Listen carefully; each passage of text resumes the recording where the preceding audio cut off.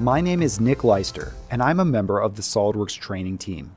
In this multi-video series, I will show you how to start with SOLIDWORKS as I model a pair of needle-nose pliers.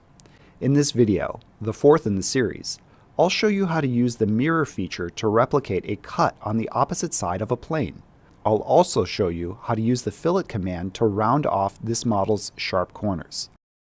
Let's get started. I'll start by mirroring the cut extrude to the other side of the part, making the needle nose pliers pointy at the end. To create this mirrored feature, I'll click Mirror from the Features tab of the Command Manager.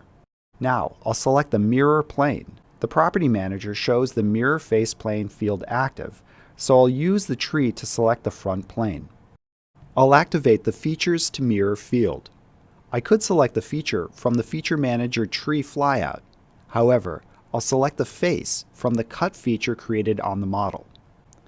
The preview displays the intended outcome, so I'll click OK. Now, I'll add fillets to the model. Fillets round off sharp corners, removing material on outside corners and adding material on inside corners. I can access the Fillet command from the Features tab of the Command Manager. The Fillet Property Manager contains many options to create fillets with varying shapes and inputs.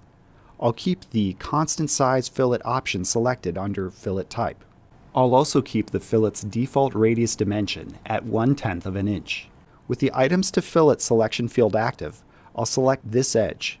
A pop-up appears, which I'll focus on later, but ignore for now, and I'll select the mirrored edge. I'll activate the Full Preview option to show what the fillets will look like. Now, I'll rotate the part and select the edge on the handle. Here, I'll use the pop-up, which allows me to select additional edges based on my selection. I'll click the Connected to End Face option, which automatically selects the other three edges belonging to the handle. Finally, I'll rotate the part and select the face on the bottom. Adding lots of fillets to the model becomes easy when selecting faces and using the pop-up. Filleted edges are often small, and picking the wrong entity is easy.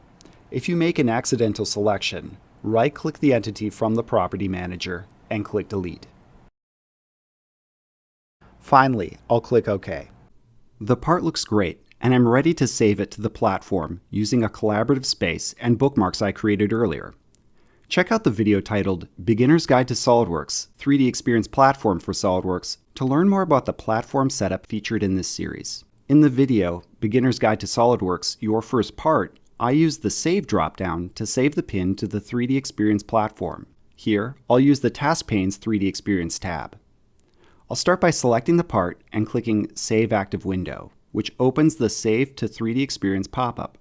I'll enter Handle under SW Title, and with the Nicholas Workspace Collaborative Space active, I'll expand the bookmark dropdown. I referenced the Pliers bookmark when I saved the pin, so it now appears in the Select from Recent flyout, which saves me from browsing through my bookmarks. I'll scroll to the right to verify the settings. Remember, when I click Save, the platform automatically populates the revision and maturity state properties.